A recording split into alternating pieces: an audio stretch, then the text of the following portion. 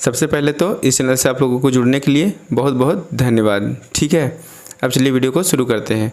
तो question number 1 है, सूर्य के प्रकाश से कौन सा विटामिन प्राप्त होता है? आपके ऑप्शन है, option A vitamin B, option B vitamin D, option C vitamin A या ऑप्शन डी विटामिन सी।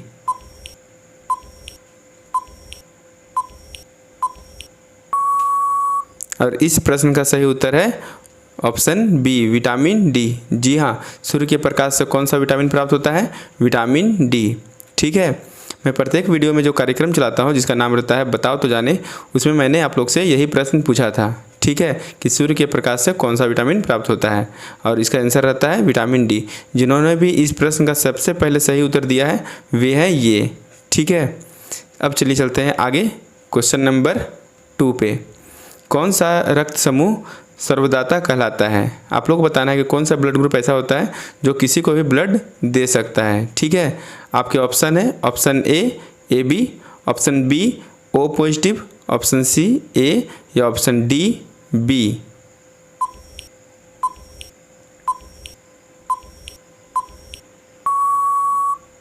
और इस प्रश्न का सही उत्तर है ऑप्शन बी ओ पॉजिटिव। जी हाँ, ओ पॉजिटिव जिसका ये ब्लड ग्रुप रहता है वो किसी को भी ब्लड दे सकता है। ठीक है, अब चलिए चलते हैं आगे क्वेश्चन नंबर 3 पे। कौन सा रक्त समूह सर्वग्राही कहलाता है? जी हाँ, आप लोग को बताना है कौन सा ब्लड ग्रुप ऐसा रहता है जो कि किसी का ब्लड को एडजस्ट करके अपना में मिला सकता है। ठीक है, आपके ऑप्शन है, option A positive, option B O positive, option C B positive या option D A B positive.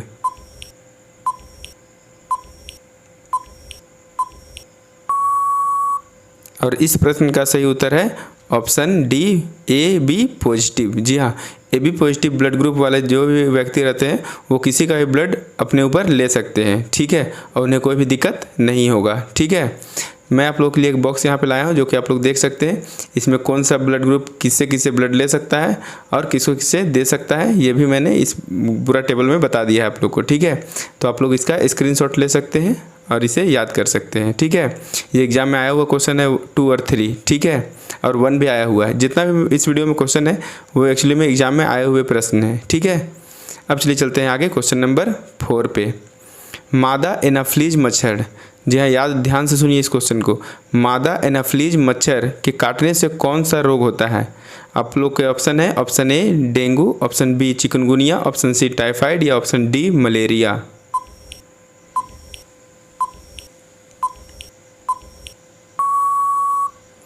और इस प्रश्न का सही उत्तर है ऑप्शन डी मलेरिया। जी हाँ, अगर किसी व्यक्ति को मलेरिया हुआ है तो उसे कौन सा मच्छर ने काटा है? मादा एनाफ्लीज मच्छर ने। ठीक है, याद रखिएगा एग्जाम में बहुत बार आया हुआ है। ठीक है, कि मलेरिया किस मच्छर के काटने से होता है। तो वो मच्छर रहती है, पहली बात तो है कि मेल से होता नहीं है। कोई मच्छर अगर मेल काटेगा तो बीमारी होने की संभावना कम रहता है, लेकिन अगर फीमेल काटेगी तो बीमारी होने की संभावना बढ़ जाता है। ठीक है, और इसमें जो मच्छर रहता है वो रहता है मादा एनाफ्लीज। ठीक है, फीमेल एनाफ्लीज। अब चलिए चलते हैं आगे क्वेश्चन नंबर 5 पे। पृथ्वी सूर्य का चक्कर लगाती है, यह सबसे पहले किसने बताया था? ठीक है, आपके ऑप्शन है, option A Aryabhata, option B Galileo, option C Copernicus या ऑप्शन डी वराहमिहिर।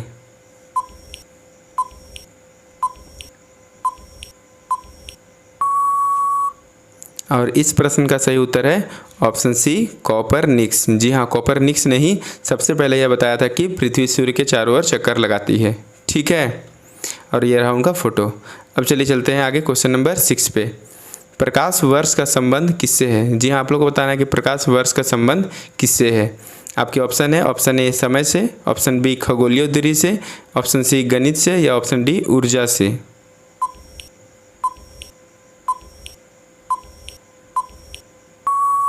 और इस प्रश्न का सही उत्तर है ऑप्शन बी खगोलीय दूरी। जी हाँ, खगोलीय दूरी से प्रकाश वर्ष का संबंध है। अगर कोई भी ग्रह को अगर आपको अर्थ से नापना है तो इसके लिए हम लोग प्रकाश वर्ष का इस्तेमाल करते हैं। ठीक है, अब चलिए चलते हैं आगे क्वेश्चन नंबर 7 पे। आप लोग को बताना है स्वर्ण मंदिर कहाँ पर स्थित है। जी हाँ, आप लोग को बताना है कि स्वर्ण मंदिर कहाँ है। आपके ऑप्शन है, option A Varanasi, option B Amritsar, option C Bhubaneswar या ऑप्शन डी कोटा।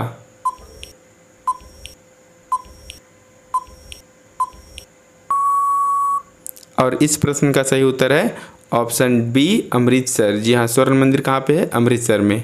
ठीक है, अब चलिए चलते हैं आगे क्वेश्चन नंबर 8 पे।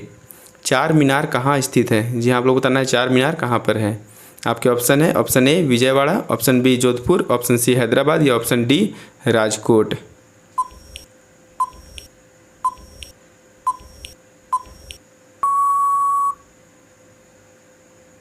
और इस प्रश्न का सही उत्तर है ऑप्शन सी हैदराबाद। जी हाँ, चार मीनार कहाँ पे है? हैदराबाद में। एक सेंटेंस मैंने बच्चा में पढ़ाई किया था, वो था चार मीनार हैदराबाद। मैंने डायरेक्ट ऐसे ही सेंटेंस बना के याद कर लिया था, चार मीनार हैदराबाद। ठीक है, तो आप याद रखिएगा चार मीनार कहाँ पे है? हैदराबाद में। अब चलिए चलते हैं आगे क्वेश्चन नंबर 9 पे। कुतुब मीनार कहाँ स्थित है? जी हाँ, आप लोग बताना है कुतुब मीनार कहाँ पर है। आपके ऑप्शन है option A Andhra Pradesh, option B Delhi, option C Kolkata या option D Telangana.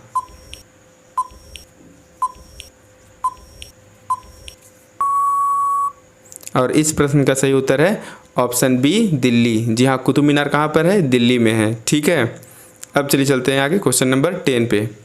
Gateway of India. जी हाँ, गेटवे ऑफ इंडिया कहाँ पर है? आप लोग बताना है गेटवे ऑफ इंडिया कहाँ पर है। आपके ऑप्शन है option A Mumbai, option B New Delhi, option C Kolkata या ऑप्शन डी महाराष्ट्र।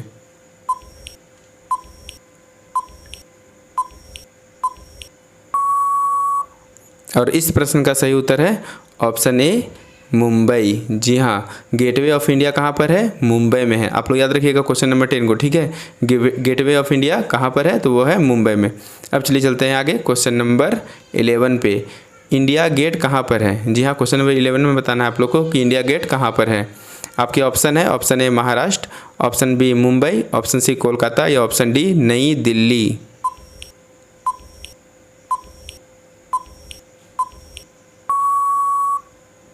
और इस प्रश्न का सही उत्तर है ऑप्शन डी नई दिल्ली। जी हाँ, इंडिया गेट कहाँ पे है?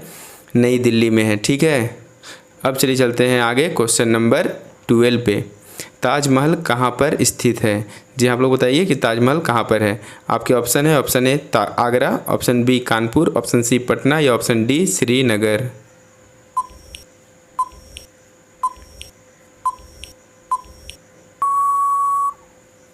और इस प्रश्न का सही उत्तर है ऑप्शन ए आगरा। जी हाँ, ताजमहल कहाँ पर है? आगरा में है। ठीक है, अब चलिए चलते हैं आगे क्वेश्चन नंबर 13 पे।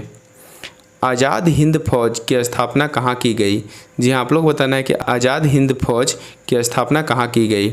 आपके ऑप्शन है ऑप्शन ए रूस, option B Singapore, option C Japan या ऑप्शन डी जर्मनी।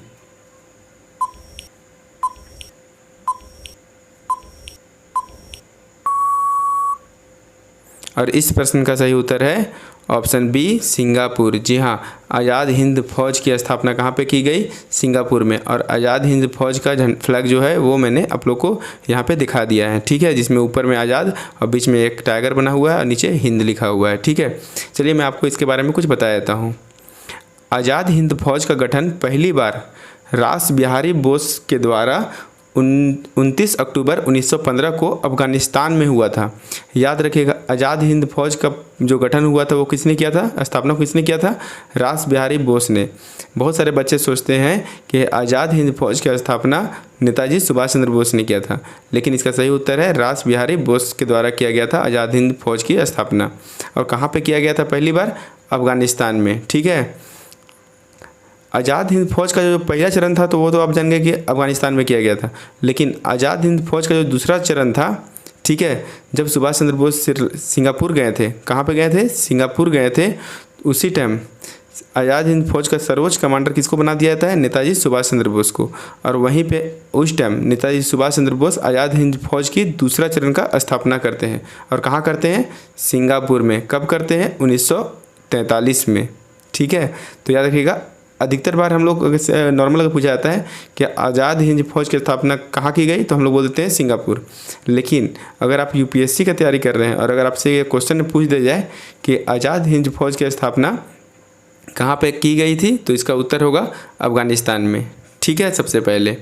और सुभाष चंद्र बोस के द्वारा कहाँ की गई थी, तो इसका आंसर होगा सिंगापुर में। ठीक है, आई होप आप लोगों को यहाँ पे जितना भी डाउट्स होगा सब क्लियर हो गया होगा। ठीक है, अब चलिए चलते हैं आगे क्वेश्चन नंबर 14 पे। शिक्षक दिवस कब मनाया जाता है? जी आप लोग बताना है कि शिक्षक दिवस कब मनाया जाता है। आपके ऑप्शन है, ऑप्शन ए 14 नवंबर, ऑप्शन बी 14 सितंबर, ऑप्शन सी 8 मार्च या ऑप्शन डी 5 सितंबर।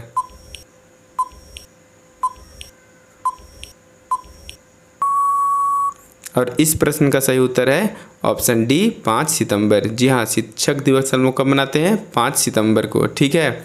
और इसी दिन सर्वपल्ली राधाकृष्णन जी का जयंती भी रहता है, ठीक है। उन्हीं के जयंती पे हम लोग शिक्षक दिवस मनाते हैं, ठीक है। याद रखिएगा आप लोग, शिक्षक दिवस कब मनाते हैं हम लोग? 5 सितंबर को। अब चलिए चलते हैं आगे क्वेश्चन नंबर 15 पे। खेल दिवस कब मनाया जाता है? जी हाँ, आप लोग बताना है कि खेल दिवस कब मनाया जाता है। ये एग्जाम में बहुत बार आ चुका क्वेश्चन है, ठीक है। आपके ऑप्शन है, ऑप्शन ए 14 अप्रैल, ऑप्शन बी 1 मई, ऑप्शन सी 29 अगस्त या ऑप्शन डी 15 अगस्त।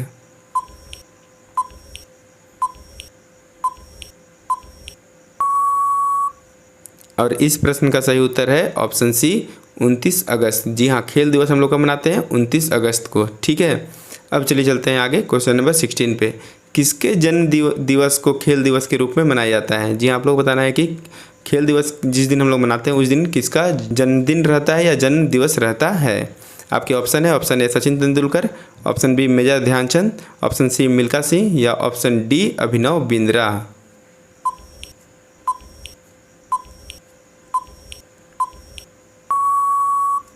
और इस प्रश्न का सही उत्तर है ऑप्शन बी मेजर ध्यानचंद। जी हाँ, मेजर ध्यानचंद के जन्मदिन में ही हम लोग खेल दिवस मनाते हैं और वो रहता है 29 अगस्त को, ठीक है। ये रहा उनका फोटो। अब चलिए चलते हैं आगे क्वेश्चन नंबर 17 पे। विश्व पर्यावरण दिवस कब मनाया जाता है? जी हाँ, आप लोग बताना है विश्व पर्यावरण दिवस कब मनाया जाता है या वर्ल्ड इन्वायरमेंट डे कब मनाते हैं हम लोग। आपके ऑप्शन है, ऑप्शन ए 14 अप्रैल, ऑप्शन बी 22 अप्रैल, ऑप्शन सी 21 जून या ऑप्शन डी 5 जून।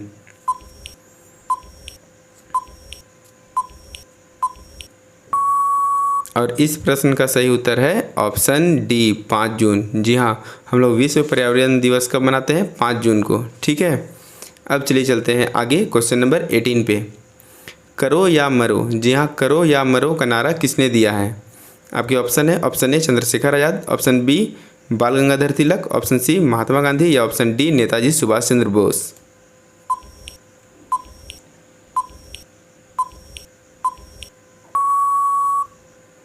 और इस प्रश्न का सही उत्तर है ऑप्शन सी महात्मा गांधी। जी हाँ, महात्मा गांधी ने ही एक नारा दिया था जो था करो या मरो, अंग्रेजों भारत छोड़ो, लेकिन मेन जो वाक्य था वो था करो या मरो, ठीक है।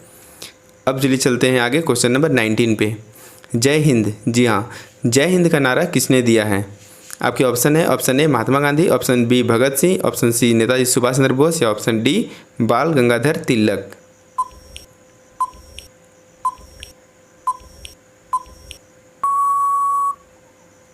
और इस प्रश्न का सही उत्तर है ऑप्शन सी नेताजी सुभाष चंद्र बोस। जी हाँ, नेताजी सुभाष चंद्र बोस ने ही जय हिंद का नारा दिया था। मैं इसके बारे में आप लोगों को कुछ बताता हूँ सबसे पहले, ठीक है। आप लोग सुभाष चंद्र बोस जी को जानते ही हैं। चलिए मैं इसके बारे में आपको बताता हूँ जय हिंद के बारे में। सबसे पहले एक्चुअली में अगर आपसे लोग से पूछ लिया जाए कि सबसे पहले जय हिंद किसने बोला था, तब इसका उत्तर होगा चंपक रमन पिल्लई। जी हाँ, चंपक रमन पिल्लई ने सबसे पहले जय हिंद बोला था, नेताजी सुभाष चंद्र बोस से भी पहले, ठीक है। इसके बारे में आप लोग को और बताता हूँ।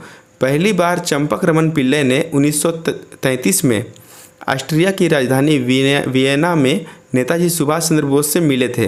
तब उनका अभिवादन करने के लिए चंपक रमन पिल्लई ने जय हिंद बोला था, ठीक है। किसको बोला था? सुभाष चंद्र बोस को। और सुभाष चंद्र बोस को यह नाम बहुत अच्छा लगता है और वो इसे पूरा वर्ल्ड के सामने रख देते हैं जय हिंद, ठीक है, ये वर्ड को। और हम लोग सोचते हैं कि जय हिंद सबसे पहले किसने बोला था, तो हम लोग सोचते हैं कि नेताजी सुभाष चंद्र बोस ने। एक्चुअली में जय हिंद को सबसे पहले बोले थे चंपक रमन पिल्लई ने, लेकिन विश्व में अगर सबसे पहले अगर कोई बोला था पूरा मीडिया के सामने तो वो बोले थे सुभाष चंद्र बोस ने, ठीक है। लेकिन हम लोग सुभाष चंद्र बोस को ही ये नाम से जोड़ देते हैं कि जय हिंद सबसे पहले किसने बोला था? सुभाष चंद्र बोस ने। अगर आप लोग से यूपीएससी में यही क्वेश्चन आ जाए कि जय हिंद सबसे पहले किसने बोला था, तो आपका उत्तर होगा चंपक रमन पिल्लई ने, ठीक है। और मीडिया के सामने या वर्ल्ड के सामने सबसे पहले इसने जय हिंद को किसने लाया था, तब इसका उत्तर होगा आप लोग का सुभाष चंद्र बोस ने, ठीक है। अब चलिए चलते हैं आगे क्वेश्चन नंबर 20 पे। सांपों की खेती कहाँ होती है? जी हाँ, आप लोग बताना है सांपों की खेती कहाँ होती है। आप लोगों ने सुना होगा कि आलू की सब्जी की खेती, कैबेज की खेती कहाँ पे होती है, लेकिन इस प्रश्न में आप लोग से मैं पूछ रहा हूँ कि सांपों की खेती कहाँ होती है। आपके ऑप्शन है, option A Bharat, option B Thailand, option C रूस या ऑप्शन डी चीन।